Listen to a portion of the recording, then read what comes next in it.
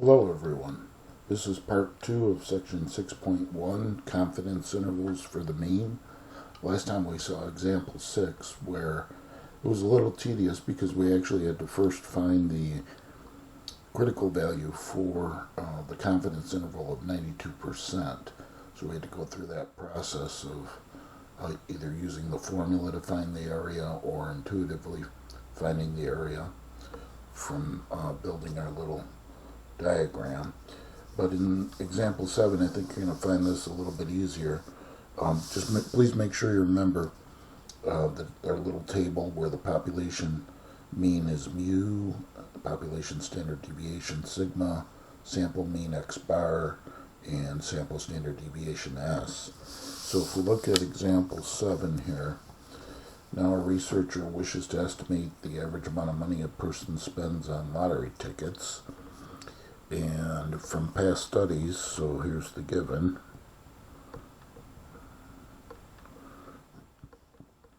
From past studies, we're told that the standard deviation is 685. So remember from past studies, that's sigma, the population, standard deviation. Sometimes my math lab even the wording of the question is such that it comes right out and tells you the population standard deviation is, and then, of course, to associate that with sigma. Okay, it says it's normally distributed, so that's always a good thing. And goes on to say that in a sample of 50 people, so n is 50, the mean was found to be $19.50, and that would be the sample mean because it's coming from those 50 people. And we want the 95% confidence interval. So C is 95%. So since C is 95%, or 0.95, then from table 4, at the bottom, that's one of our commonly used confidence intervals. And so just to show you once again, we've seen this many times, but there it is. These are the special numbers we want to see, and 95% is one of them. It's 1.96. So therefore, C sub C is 1.96.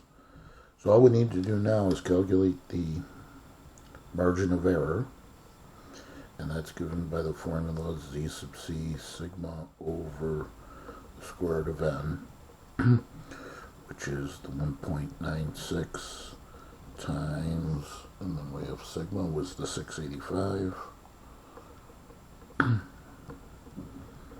over the square root of n was 50. So then our margin of error, E, comes out to be let's say 899. So I'll go to 3 decimal places again. Alright, so then we immediately can get the confidence interval. I like to use the interval notation. X bar minus E is less than mu, the population mean that we're trying to estimate, which is less than the right endpoint of x bar plus E. So x bar, the sample mean, was 1950. That's from the givens. And then we have minus the 1.899, which was the value of E, is less than mu, which is less than the 1950 plus the 1.899. So therefore, we have 17.601 as our left end point, is less than the population mean mu, which is less than the right end point of 21.399. Okay, so then we have one more concept for this section, and finding the sample size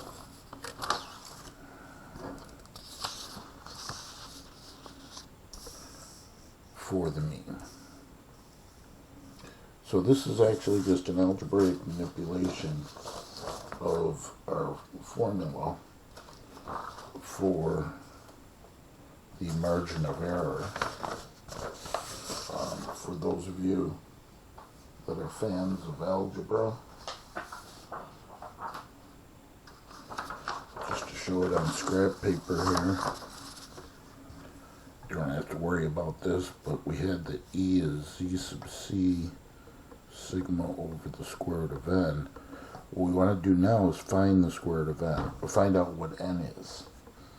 So we'll first divide by Z sub C, and so we'll have E over Z sub C is sigma over the square root of n.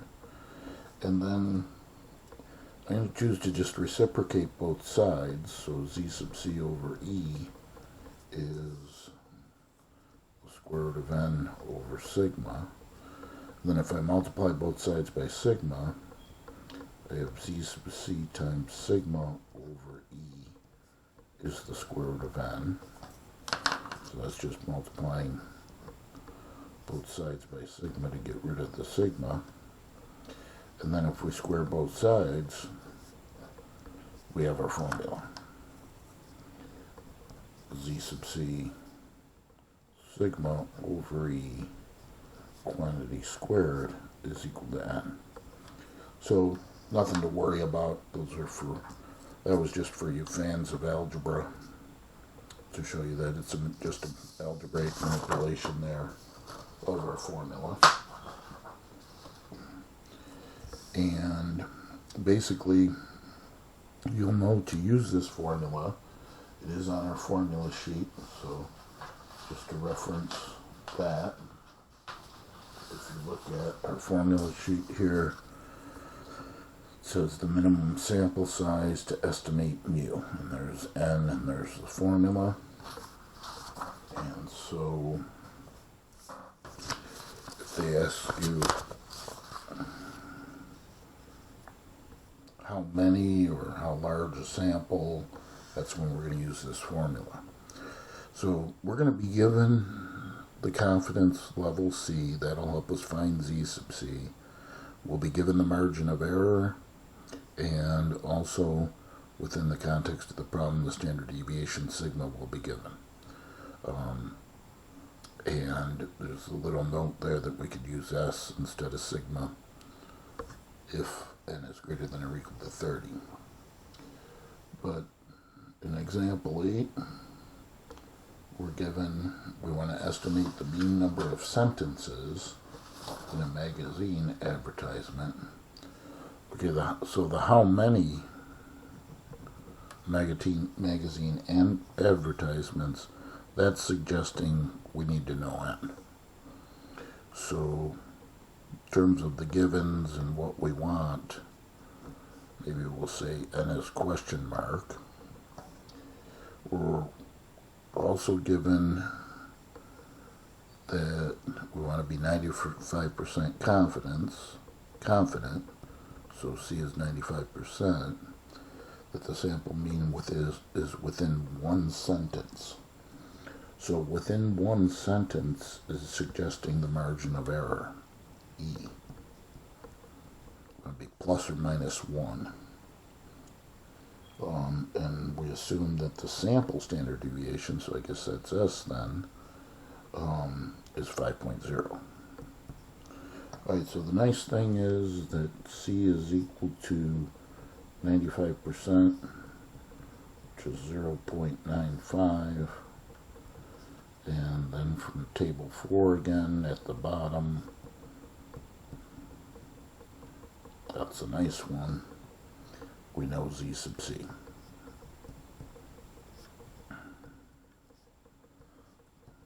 .96. So now we can set up the formula. Again, it's Z sub C sigma over E quantity squared. And so basically we just plug in everything we have. Z sub C was 1.96. It's going to be times standard deviation 5.0. Well, I guess formally I should have put an S here, right? Because we have S instead of sigma this time. But that's the same substitution. And then over the margin error of V. Alright, so just make sure when you do this, you crunch everything down in parentheses and then you square it. And check my computations. We get 96.04. So then always make sure that when you're finding the minimum sample size that you round up. No matter what, you round up. So even though it's only 0.04 extra that we needed, 96 is not enough. So you always round up. So therefore, we take the value of n to be 97. The reason why we round up, good analogy is my wife and I, we both have one car each. So as a family, we have 2 cars. Because oftentimes she's out while I'm out. Well, we can't get away with one car because she needs to go out. And even though she may not go out as much as I do or doesn't work as much as I do, maybe we need 1.2 cars. But certainly you can't have 0.2 of a car, so that's why we need 2 cars. So in any event, always round up. So then a final example. President of a large university wants to determine the average age of students presently enrolled. There goes the previous studies again. So here's the given. Previous studies means sigma. And that's given to be 3. Standard deviation of the ages. It's 3 years. How large a sample? So n is question mark. If he wants to be confident, 99% confident, so C is 99%, that the estimate is accurate within 2 years. So that accurate within 2 years is talking about the margin of error E. So since C is 99%, which is 0.99, that's one of the numbers we like. Because we go to table 4 at the bottom again. So we don't have to go through any extra work. And Z sub C is known to be 2.575. Alright, so then we just substitute into the formula, and